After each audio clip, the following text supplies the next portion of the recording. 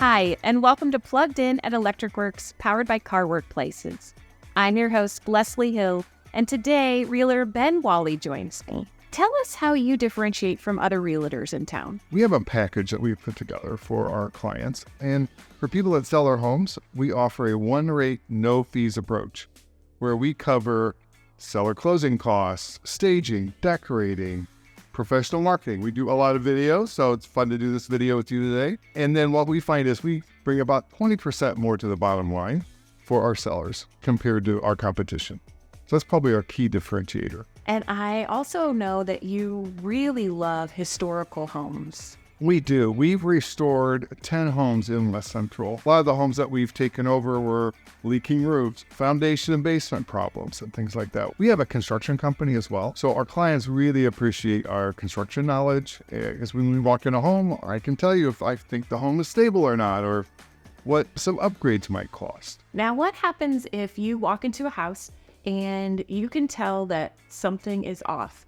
With your construction company, can they hire you to rebuild or to renovate and then sell the home? We had a situation where a house was in a family for a long time. That person passed away and the relatives ended up with the house. They live out of town. They're like, we don't know what to do with this house.